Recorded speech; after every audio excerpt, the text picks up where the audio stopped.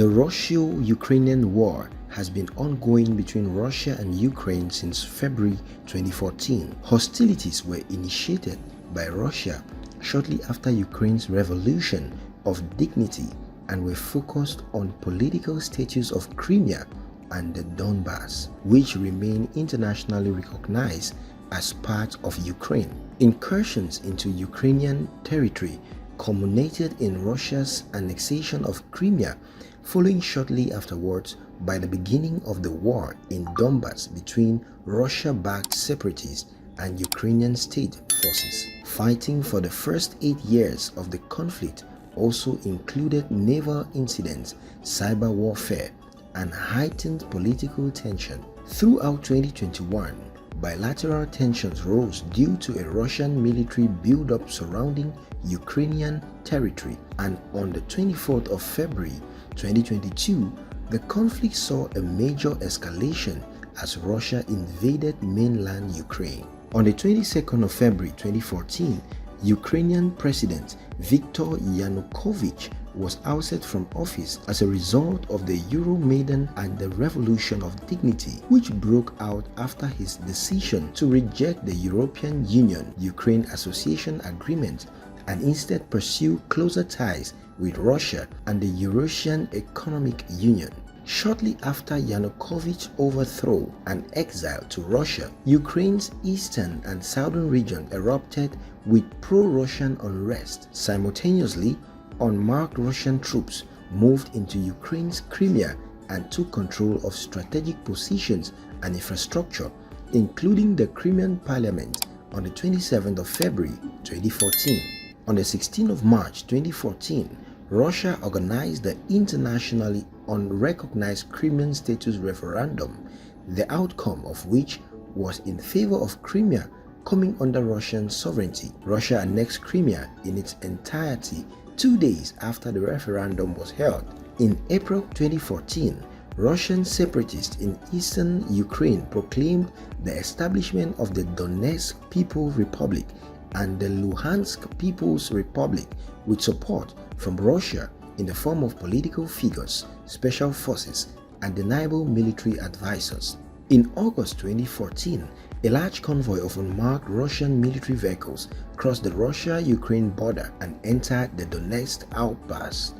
In February 2015, Minsk II was signed by both Russia and Ukraine as part of larger bilateral agreement to end the conflict, but a number of disputes prevented cooperative measures from being fully implemented. The war in Donbas eventually settled into a static conflict between Ukraine and the two Russia-backed puppet states, with multiple resolution attempts failing to result in the maintenance of a ceasefire. By 2019, 7% of Ukraine had been designated by Ukrainian government as being temporarily occupied by Russia. From early 2021 into the first month of 2022, Russia built up a massive military presence surrounding Ukraine, including from within neighboring Belarus. The North Atlantic Treaty Organization, NATO, accused Russia of readying for an invasion of Ukrainian mainland, which the Russian government denied.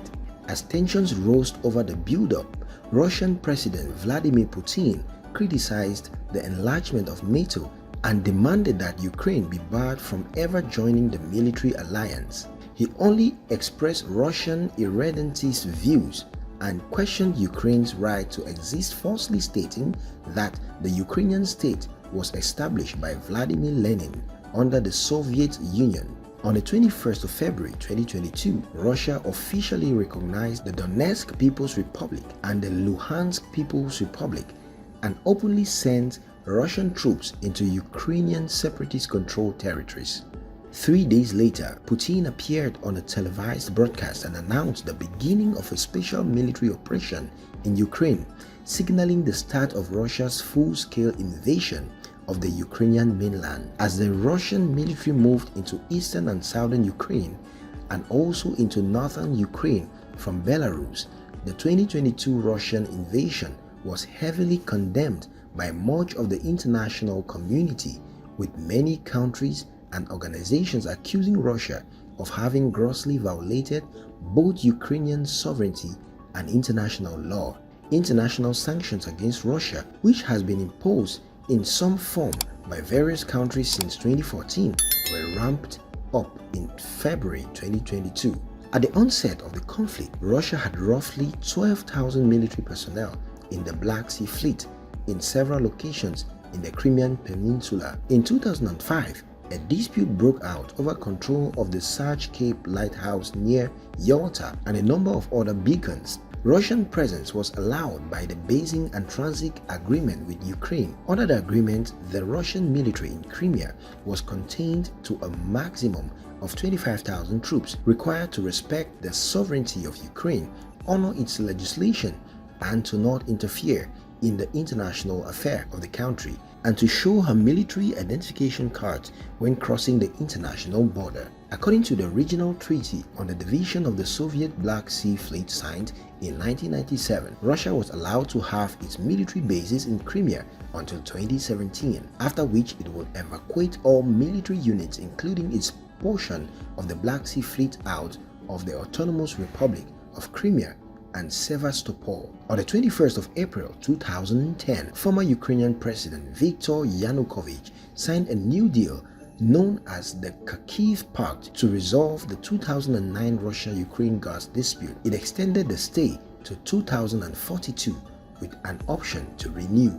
On the 20th of February 2014, Russia began to annexation of Crimea. On the 22nd and 23rd February, Russian troops and special forces began moving into Crimea through Novorossiysk. On the 27th of February, Russian forces without insignias began their advance into the Crimean Peninsula. They took strategic positions and captured the Crimean parliament, raising a Russian flag. Security checkposts isolated the Crimean Peninsula for the rest of Ukraine and restricted movement within the territory. On the 1st of March, the Russian legislature approved the use of armed forces, leading to an influx of Russian troops and military hardware into the peninsula. On the 15th of April, the Ukrainian parliament declared Crimea a territory temporarily occupied by Russia. After the annexation, the Russian government increased its military presence in the region and made nuclear threats. Putin said that a Russian military task force would be established in Crimea.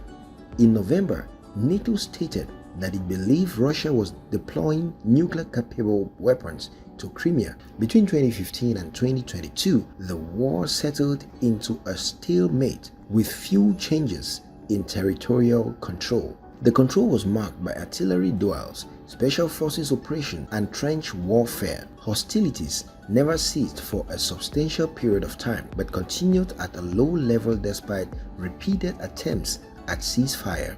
Despite this, the area remained a war zone with dozens of soldiers and civilians killed each month. In 2017, on average, one Ukrainian soldier died in combat every 3 days, with an estimated 6,000 Russians and 40,000 separatist troops in the region. Between 2014 and 2022, the start of the conflict, there were 29 ceasefires, each intended to remain in force indefinitely. However, none of them have stopped the violence. In August 2016, the Ukrainian intelligence service, the SBU, published telephone intercepts from 2014 of Russian presidential advisor and other people in which they discussed covert funding of pro-Russian activities in eastern Ukraine, the occupation of administration buildings, and other actions that triggered the conflict. In 2017, Ukraine appealed to a court of arbitration over the use of the strait. By 2018, Russia had built a bridge over the strait, limiting the size of ships that could pass through, imposed new regulations, and repeatedly detained Ukrainian vessels. More than 110 Ukrainian soldiers were killed in the conflict in 2019. In May 2019, newly elected Ukrainian President Volodymyr Zelensky took office promising to end the war in Donbass. In December 2019, Ukraine and pro-Russia separatists began swapping prisoners of war. Around 200 prisoners were exchanged on the 29th of December 2019.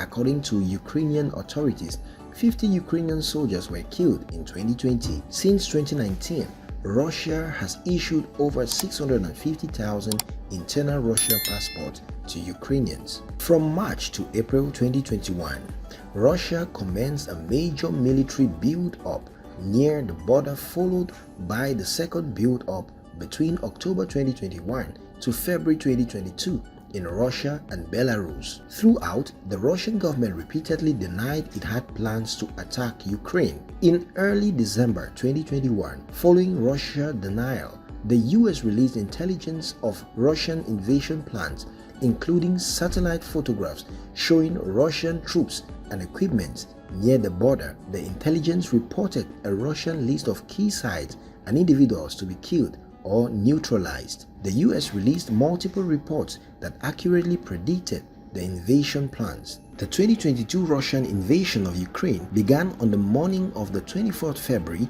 when Putin announced a special military operation to demilitarize and denazify Ukraine. Minutes later, missiles and airstrikes hit across Ukraine, including Kyiv, shortly followed by a large ground invasion along multiple fronts. Zelensky declared martial law and a general mobilization of all male Ukrainian citizens between the age of 18 and 60 who were banned from leaving the country.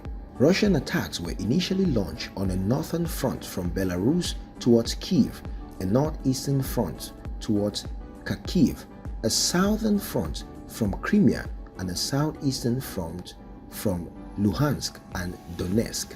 In the northern front, amidst heavy losses of strong Ukrainian resistance surrounding Kyiv, Russia's advance stalled in March, and by April, its troops retreated. On the 8th of April, Russia placed its forces in southern and eastern Ukraine under the command of General Alexander Donnikov, and some units withdrawn from the north were redeployed to the Donbas.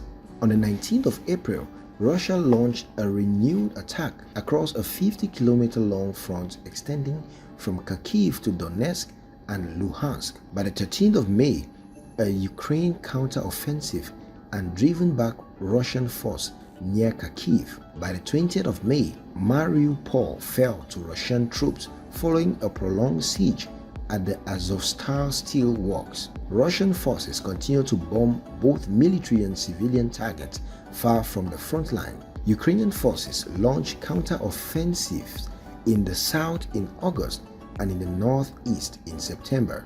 The invasion was internationally condemned as a war of aggression. A United Nations General Assembly resolution demanded a full withdrawal of Russian troops.